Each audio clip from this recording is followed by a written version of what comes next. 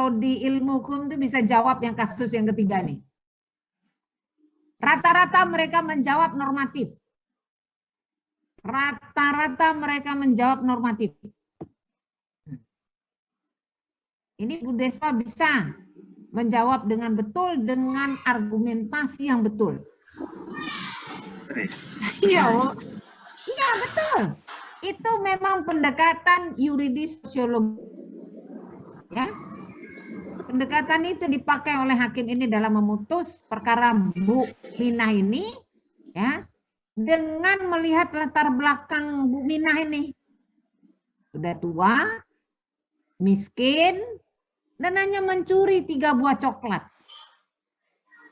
Dan itu juga bukan mencuri kayak, yaitu tadi yang saya bilang kasus Angelina Sondah itu. Dia orang nggak tahu apa-apa, bahkan untuk pergi ke pengadilan itu pun itu atas biaya dari ibu jaksa itu yang ngasih ongkos, saking nggak punyanya. Karena kan sudah 3 kali pemanggilan, nggak datang-datang nih si ibu. Kalau 3 kali nggak datang, kan ada upaya paksa. Ditanya sama Pak Hakim, "Bako ibu nak tibo?" "Saya enggak punya uang, Pak. Dengan apa saya ke sini? Itu aja saya dikasih sama ibu jaksa." Itu di persidangan. Jadi betul argumentasinya Bu Despa. Ya. Nah, itu pendekatan melihat hukum itu tuh dalam konteks yang sosiologis. Nah, ini kita bicara masyarakat. Nah, karena judul dari mata kuliah ini, nah ini dia. Ya, konteksnya itu. Apakah salah pendekatan normatif? Enggak. Enggak salah. Jadi enggak ada yang salah, enggak ada yang betul. Ya, bukan itu, tetapi bagaimana melihat apa ya, hukum itu seperti apa.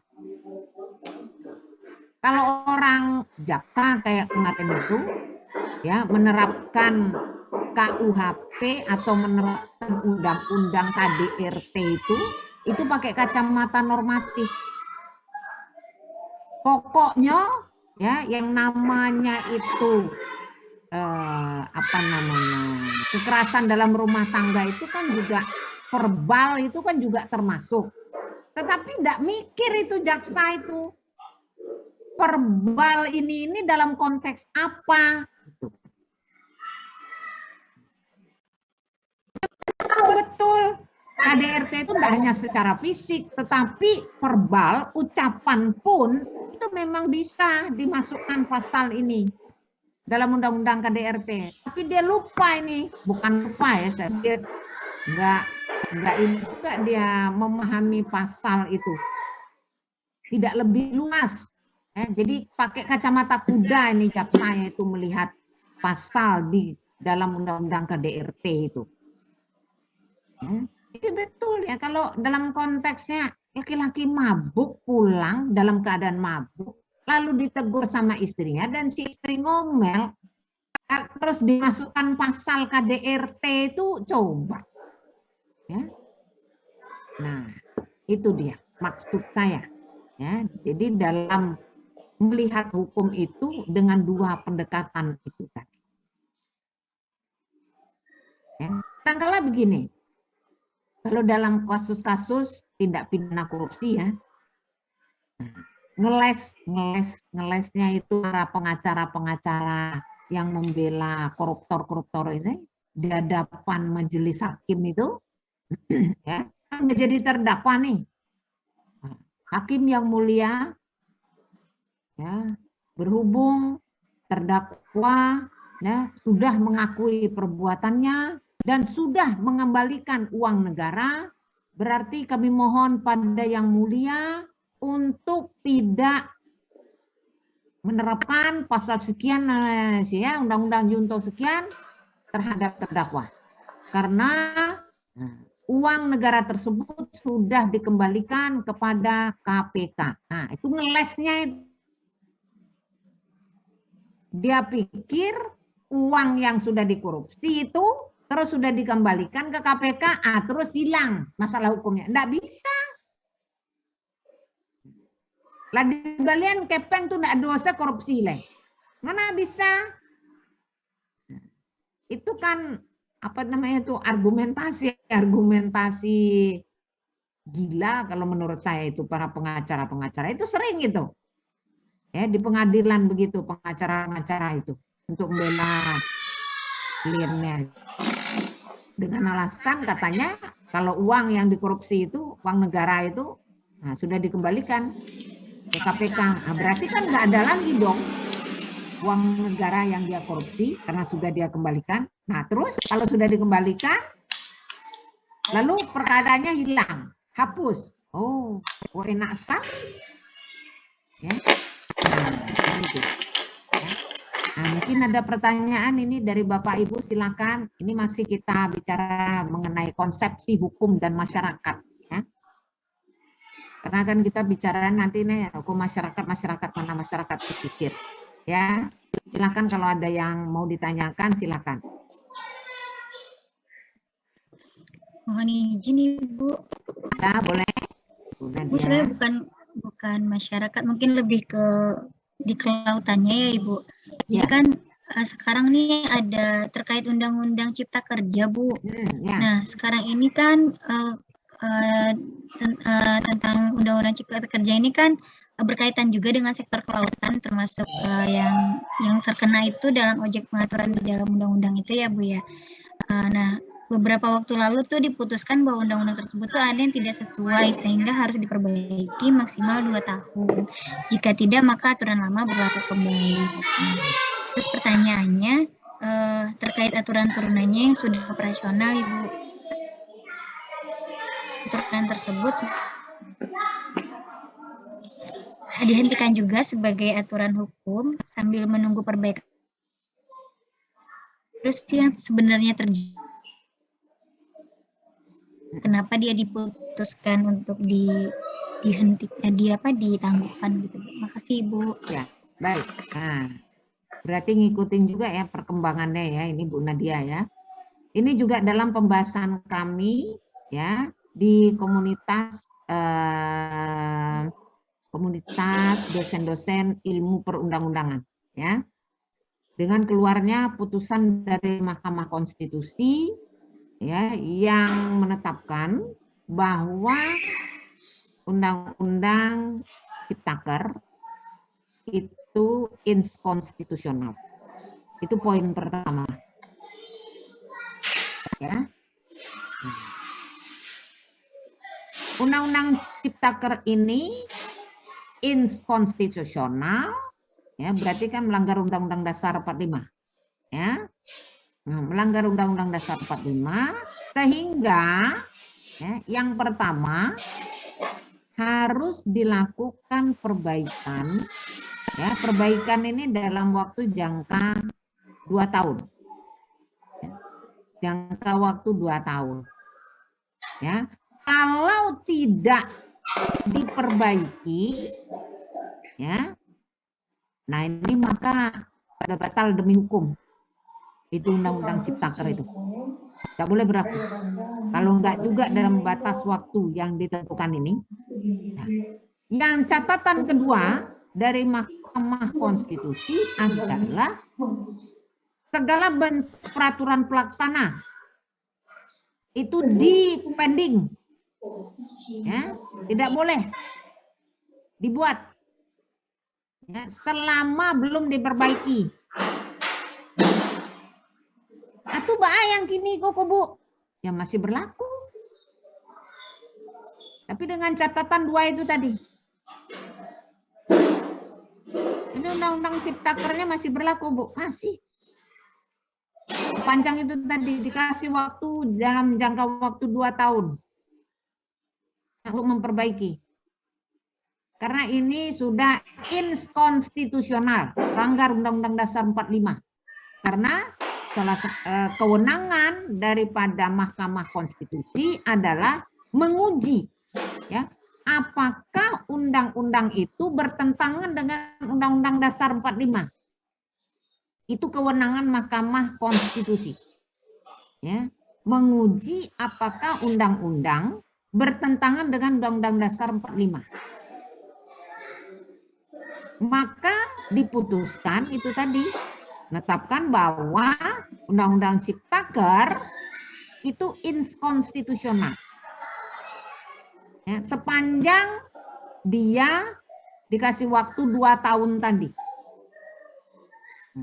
2 tahun tadi. Itu yang pertama. Yang kedua, tidak boleh dibuat peraturan pelaksana apapun yang menyangkut dengan Ciptaker itu untuk dibuat, tidak boleh. Pending dulu. Ya. Sebelum ini diperbaiki. Kalau tidak diperbaiki aja dalam jangka waktu 2 tahun itu, batal demi hukum, sudah tidak berlaku itu di Undang-Undang Ciptaker. Nah, terus sekarang Mbak Bu, ya Mas, jalan sampai 2 tahun ini.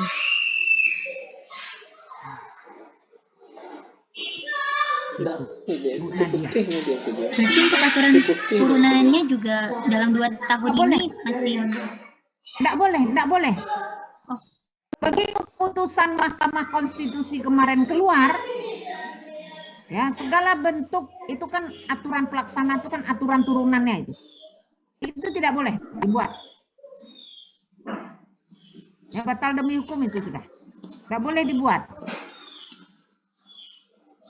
Ya. Kalau belum diperbaiki tidak boleh dibuat.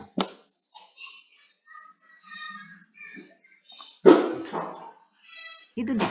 kalau yang udah existing gimana Bu? Existingnya sampai di mana? Kayak kalau di kelautan tuh sekarang ada PKKPRL Bu terkait pemanfaatan ruang laut Ibu. Yang mengacunya ke Undang-Undang Cipta Kerja ini Bu. Nggak boleh. Nggak boleh itu dibuat dulu. Dia kan begitu, meskipun sudah existing gitu, itu kan belum berlaku ya. Masih baru existing. Nah, belum boleh itu dibuat. Sampai nunggu nanti 2 tahun ini bagaimana ini keberadaan Undang-Undang Ciptaker ini. Lainnya kerajuan enggak di anggota dewan kok. Ya, kalau masih sama juga begitu juga, nah, enggak ada cerita. Sudah batal itu sudah. Undang-Undang Ciptaker itu. Itu poinnya. Ya, jadi enggak boleh meskipun itu sudah existing ya. Enggak boleh, kan belum berlaku. Nah, belum berlaku. Tapi misalnya ada aturan pelaksana sebelum putusan Mahkamah Konstitusi ini keluarnya tanggal berapa kemarin itu ya? Kalau enggak salah saya 25 November. Kalau enggak salah ingat saya ya. 25 November keluar putusan Mahkamah Konstitusi, ada aturan pelaksana tanggal 24 November, nah itu boleh. Itu loh. Putusan Mahkamah Konstitusi kan keluarnya 25 November nih. Ya kan? Di webnya pun itu kalau tidak salah ya 25 November. Ada aturan pelaksana misalnya di kelautan dan perikanan. Ya, apapun lah bentuknya, aturan turunannya itu tanggal 24 ya boleh. Kan putusan Mahkamah Konstitusinya tanggal 25 November. Itu Bu Nadia. Bu izin nanya Bu, yang masalah hierarki tadi itu Bu, yang aturan pelaksana yang dimaksud itu yang Kepmen, Permen sama Dirjen itu ya? Iya, aturan turunan. Aturan turunan itu kan segala bentuk peraturan pelaksana, ya. Mau peraturan menteri, mau peraturan apa lagi di daerah, kabupaten, provinsi, kota, enggak boleh. Ya, di pusat aja enggak boleh, apalagi di daerah. Kita kan di daerah, di provinsi, kota, kabupaten kan merujuknya juga ke peraturan kementerian. Kalau ada peraturan Kementerian Kelautan dan Perikanan nomor misalnya kan Nah, kan baru kita bikin turunannya lagi di bawahnya, di provinsi kah, di kabupaten, kota kah, kan gitu. Itu dia Pak Donovan. Ya, nggak boleh. Ya, sampai nanti 2 tahun. Kita lihat perkembangannya nanti gimana kerjanya anggota dewan. Kok masih bantu itu jo? Sakete nan baru di kerajuan, sudah tanggung resiko. Batal sudah demi hukum. Tidak berlaku lagi itu undang-undang Ciptaker. Ya. Nah, begitu putusan dari Mahkamah Konstitusi. Meskipun ya apa namanya, saya sedikit juga ada punya pemikiran lain ya, ada perdebatan lain. Begini, bukan maunya saya ya, kalau dalam pemikiran saya, pendapat saya, kalau itu sudah inkonstitusional menurut Undang-Undang Dasar 45 ya sudah batal aja. Kenapa mesti pakai tenggang waktu 2 tahun? Nah gitu loh. Kalau menurut ini pendapat pribadi ya. Ini pendapat pribadi. Meskipun di Mahkamah Konstitusi itu kan hakimnya ada 9 ya. 9 itu kan ada dissenting opinion ya. Dissenting opinion jadi 5-4 itu komposisinya. 5 dengan putusan yang baru dibuat, 4 yang seperti saya. Ya. Itu dia Pak Donovan. Kalau tanya pendapat pribadi saya begitu. Nah, ini kan saya juga ngikutin kemarin ini ada webinar ya, webinar tentang putusan Mahkamah Konstitusi ini. Nah, ya itulah dia apa namanya itu, menerjemahkan apa yang sudah diputuskan oleh Mahkamah Konstitusi itu. Tapi kalau tanya pendapat pribadi, ya, pendapat pribadi yaitu tadi yang saya kemukakan. Kalau misalnya Mahkamah Konstitusi sudah memutuskan bahwa itu inkonstitusional, ya udah, itu aja, batal aja udah semuanya gitu. Itu Bu, saya setuju. Kenapa, Pak Donovan? Setuju saya Bu. Nah, ya itu kira-kira kan gitu. Itu kan pendapat pribadi ya. Masalahnya kalau sudah seperti itu ada kemungkinan mungkin ada niat terselubung untuk menggulingkan ideologi Pancasila. Salah satunya seperti itu. Ya. Ya, kalau dari aspek begini ya, kalau dari aspek legalnya, ya oke lah, bagus Omnibus Law ini karena sudah di berbagai negara juga ada. Jadi enggak satu-satu peraturan itu kan tumpang tindih gitu loh Pak Donovan. Jadi maunya dibikin satu. Jadi kayak Omnibus Law ini, ya cuman itu tadi. Nah, mungkin pendapat dari Hakim Mahkamah Konstitusi ini begitu pula. Sebenarnya rancak Iko, cuman karena pengerjaannya yang terburu-buru, nah jadi begitu. Jadi makanya dikasih tenggang waktunya itu 2 tahun. Mungkin begitu. Mungkin begitu. Karena beberapa negara pun itu sudah banyak yang menerapkan Omnibus Law ini. Mungkin baru kita ya di Indonesia jadi terkaget-kaget, terkejut-kejut gitu kan. Karena sekarang kalau dari segi peraturan perundang-undangan Pak Donovan, memang banyak yang tumpang tindih. Udah iko ngatur nanti iko dicari lo iko terkait puluh kok itu kanan sebenarnya gitu kok. Gitu.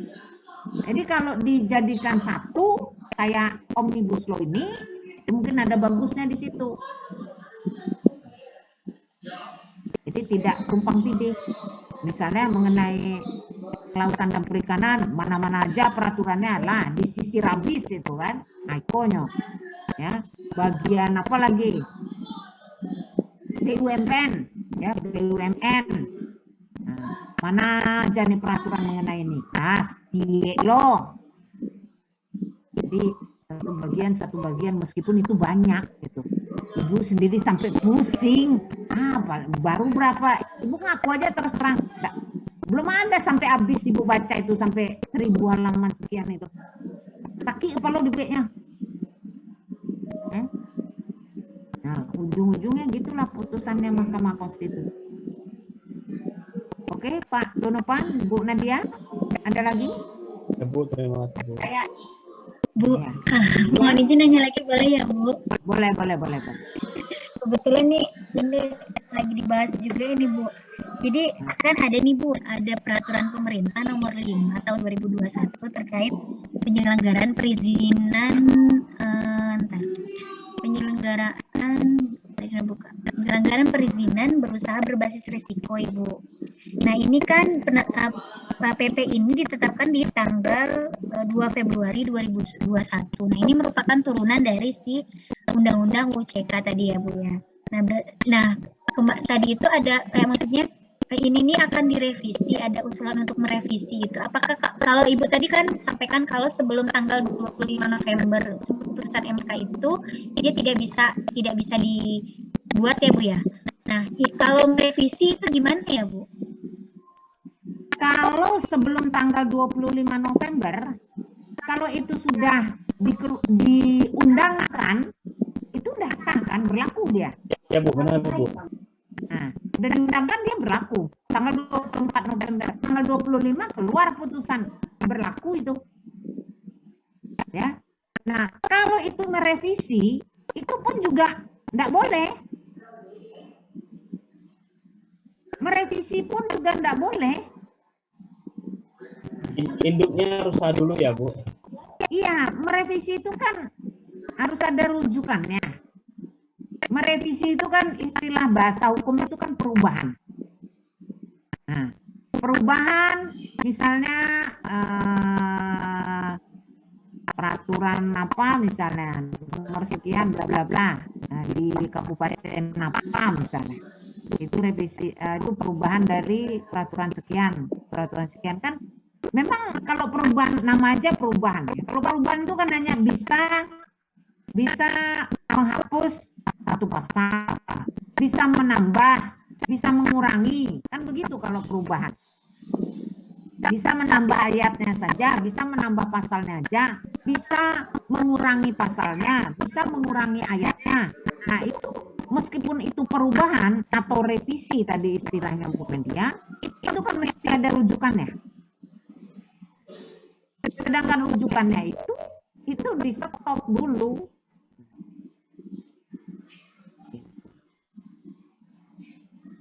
Ya, Bu Nadia, oke. Ibu Sherry, terima kasih ya, Bu.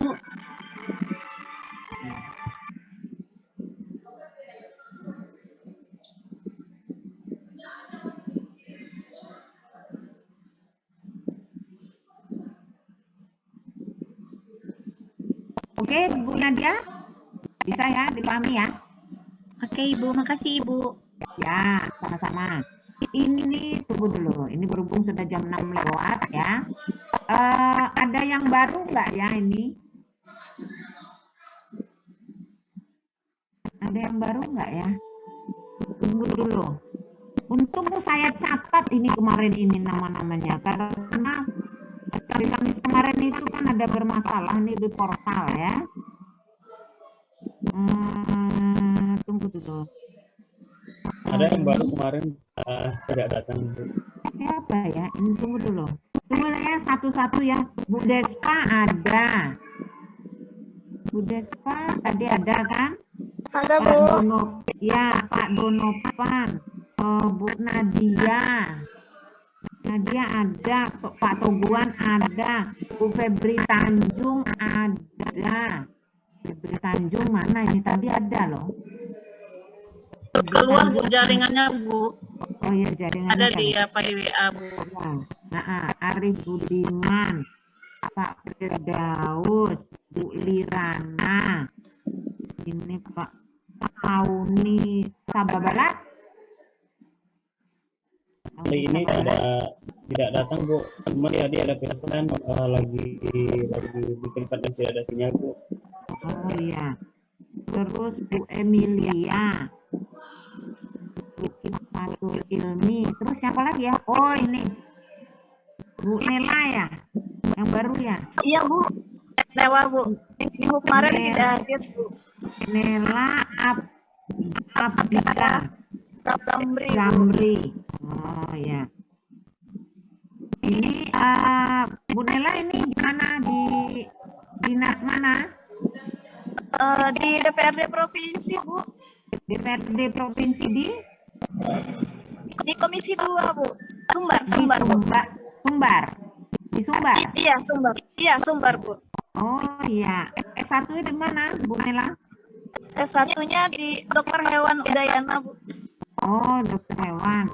Oh, Iya. sekarang ngambil S2-nya di ini PSP 2K di Perikanan Kelautan ya. Iya Nela, Bu. ya. Iya Bu. Komisi 2 dulu komisi berapa itu untuk Perda RZWP itu komisi berapa ya? Sama saya dengan Pak Suparno dulu.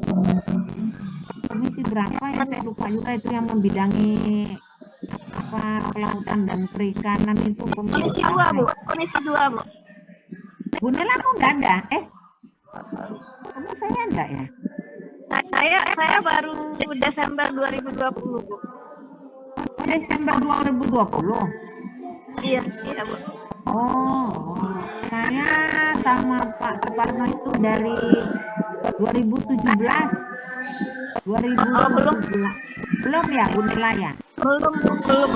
Baru. Oh, belum. Iya. Itu Perda nomor 2 tahun 2018 tentang RZWP, Rencana Zonasi Wilayah Pesisir dan Pulau-Pulau Kecil dulu. Nah, iya, itu bikin Ya. itu. Baru Ya. Bu. Oh, belum Bu Nela belum masuk ya. Iya belum Bu.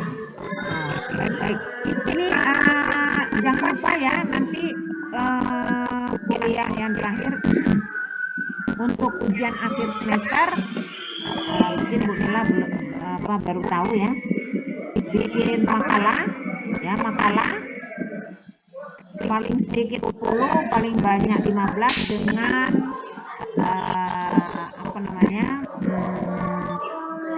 dengan nomenklaturnya itu ya, namanya itu yang pertama satu Romawi pendahuluan, Romawi 2 perumusan permasalahan, Romawi 3 pembahasan. Jadi ujiannya begitu ya. Nanti itu untuk ujian akhir semester, nanti saya kirim ininya, emailnya kemana dikirim, tapi nanti mau UAS aja nanti ya, untuk semuanya juga begitu ya, karena waktu UTS kan Pak Abdullah Musir kan sudah ngasih ujian tertulis ya. Nah, saya sudah kalah aja. Jadi antara ini sama ujian akhirnya. Oke, baik. Nanti untuk portal saya baca ya, portal nanti saya baca. Nanti tolong diisi aja ya.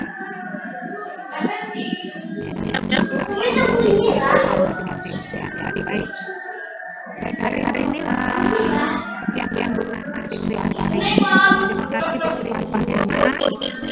Boleh? Materi saya bilang tadi kan kita masih bicara soal konstitusi hukum ada dasar. Kok di sana? Hukum dan masyarakat. Oke, Bu Nela ya. Ya, baik ya. Terima kasih. Assalamualaikum warahmatullahi wabarakatuh.